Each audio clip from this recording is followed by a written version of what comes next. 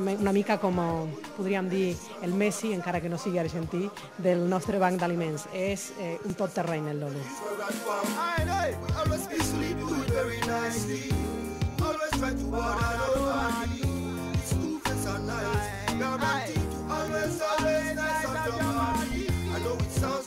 Olo, la teva col·laboració és totalment voluntària, oi, al Banc d'Aliments i a la Creu Roja? Sí, sí, sí. Una cosa es que en la vida, cuando una persona trabaja voluntariamente sin cobrar nada, es una cosa de corazón. Para mí es un servicio para la comunidad, un servicio a la humanidad también.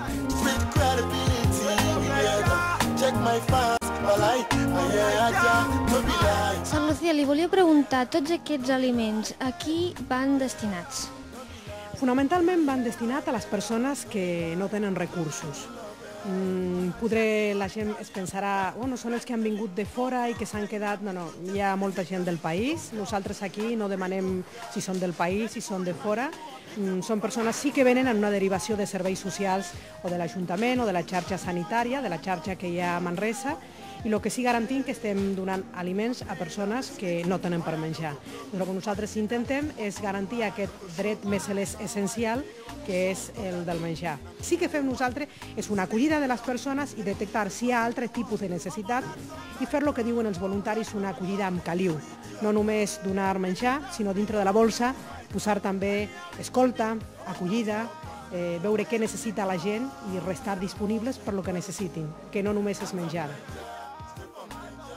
Quin és l'abast d'aquesta crisi? I també li volia preguntar si el Banc d'Aliments creu que pot durar molts anys o... Home, la realitat és que en aquest moment estem en una situació crítica. O sigui, hem passat fa un any i mig d'atendre 150-200 famílies, en aquest moment a tenir 700 famílies.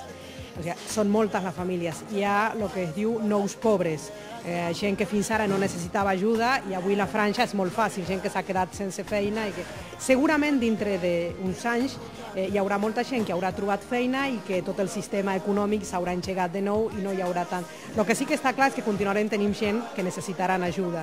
Per tant, el que intentem en el Banc d'Aliments és detectar aquelles ajudes que necessita la gent, anar a les arrels dels problemes i intentar fer un projecte a llarg termini. El que ha fet aquesta crisi és que ha posat davant dels nostres ulls que hi ha molta gent que s'ho està passant malament, això ens fa mal i això ens ha mobilitzat. Si tots ens mobilitzem, segurament la justícia serà una realitat. Tant de bo això sigui aviat. Lolo és també col·laborador de la Jove Cambra de Manresa. Forma part d'un altre grup de pràctiques d'anglès i participa en l'organització de la Transèquia i del Gincabús durant la Setmana de la Mobilitat. Lagos és una ciutat de 10.000 habitants. Això costa d'imaginar.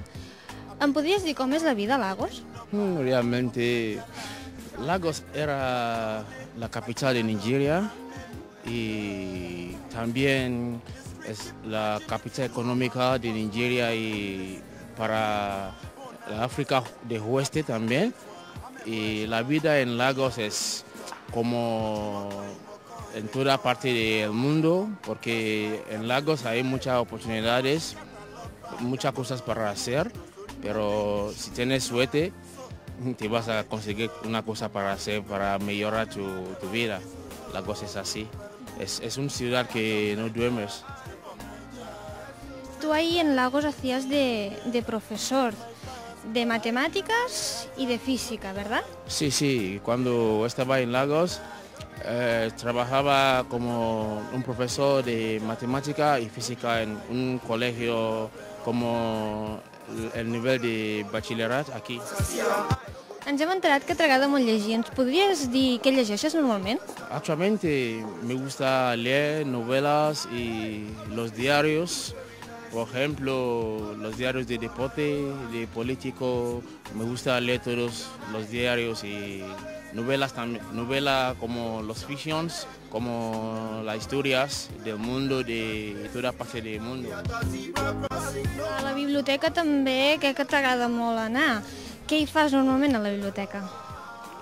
Mira, normalmente cuando me entro en la biblioteca, lo que me viene a la mente es que es conocimiento. Cuando una persona entra a la biblioteca para hacer qué, para solicitar una información, para buscar una información, aquí ahora estamos en la biblioteca, tenemos toda información que queremos en la biblioteca, en los libros, en el internet también. Es como tenemos acceso de todo el mundo. També participes en un club de parla anglesa, ¿no? Sí. Bueno, en la biblioteca aquí tenemos un club de lectura en inglés. Participo en el club de lectura en inglés. Leemos novelas de inglés y luego nosotros quedamos para